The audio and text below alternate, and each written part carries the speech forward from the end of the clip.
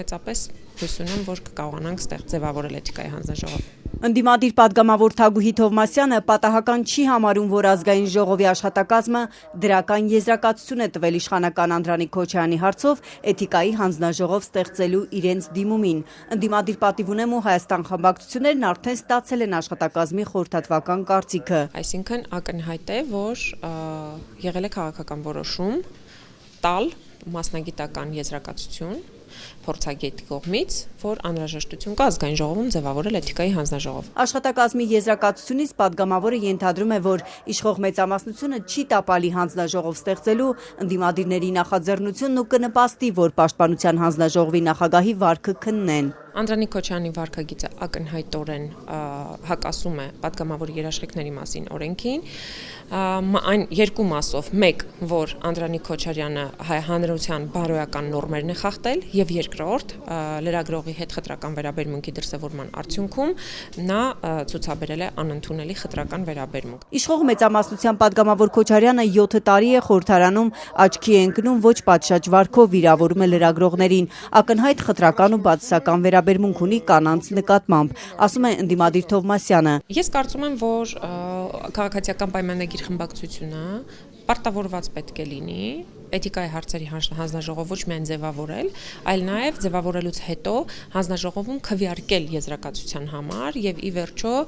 Անդրանիկ Քոչարյանի վարքը ճանաչել օրենսդրությանը եւ ազգային ժողովի պատգամավորի եւ երաշխիքների մասին օրենքին հակասող։ Մի խանգարեք ձեր գործընկերներին։ Հանձնաժողով ստեղծելու այս առիթը լրագրող Ղրիփսիմե Ջեբեջյանի հետ միջադեպն էր։ Պատգամավորը պահանջում էր, որ լրագրողը կանգնի իր ուզած տեղում, հակառակ դեպքում սպառնում էր մյուսներին էլ հարցազրույց չտալ, հետո էլ վիրավորեց Ջեբեջյանին։ Մաքրեք ձեր շրթունքները։ Շատ լավ։ Էս ինչ եք ասում։ Ոչ մի բան, ասեք։ Այսինքն էս բուլինգ եք ձեր կարծիքով, բուլինգի եք ենթարկում լրագրողներին։ Լրագրող չէ, Տիկին Ջեբեջյանին։ Լրագրողական կազմակերպությունները պահանջեցին, որ Անդրանիկ Քոչարյանը ներողություն խնդրի։ Ներողության փոխարեն նա արդարացավ, թե իրեն սխալ են հասկացել։ Իսկ դրա մեջ որևէ վիրավորական բան չկա, որևէ։ Ընդամենը ես արձանագրել եմ, որ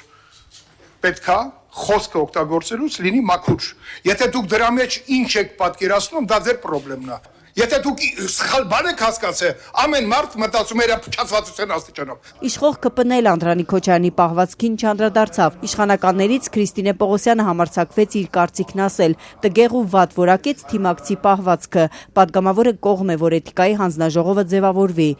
Ես կողմ եմ, որ էթիկայի հանձնաժողովը առհասարակ մշտական լինի եւ բոլորիս վարքը քննեն անհրաժեշտության դեպքում։ Այո, բոլորիս, ոչ միայն պարոն Քոչարյանի, ինձ, մյուս պատգամավորների, ընդդիմադիր, իշխանական, բոլորի։ Էթիկայի հանձնաժողովը լավ բան է, պետք է մշտական լինի ազգային ժողովում։ Իսկ կողմ է, որ անընդհատ սկանդալի կենտրոնում հայտնվող գործընկերը մանդատը վայր դնի ու հեռանա խորհրդարանից, ինչպես եղավ ԿՊԱ-ական Վիլեն Գաբրիելյանի դեպքում, նա լքեց ազգային ժողովը անսթափ վիճակում լրագրողին հայոյելուց հետո։ Նման բանը չէի ցանկանա մեկնաբանել, եթե թույլ տաք։ Պատգամավոր Թովմասյանը հույս ունի, որ Անդրանիկ Քոչարյանի հարցը կհասնի առաջիկա լիագումար նիստին։ Նախ Քոչարյանի վարքը քննելու մասին էթիկայի հանձնաժողով ստեղծելու նախագիծը պետաիրավական հանձնաժողովում կքննարկեն, որից հետո լիագումար նիստում։ Միայն ընդդիմադիրների ձայները բավարար չեն, որ նախագիծն ընդունվի։ Անդրանիկ Քոչարյանի թիմակիցներն էլ պետք է կողմ քվեարկեն, իսկ եթե տապալեն, նշանակում է, որ քաղաքացիական պայմանագիր խմբակցությունը հովանավորում է այդ վարքագիծը, ինչը որ ցուցաբերում է Անդրանիկ Քոչարյանը անընդունելի լկտի վարքագիծ լրագրողի նկատմամբ։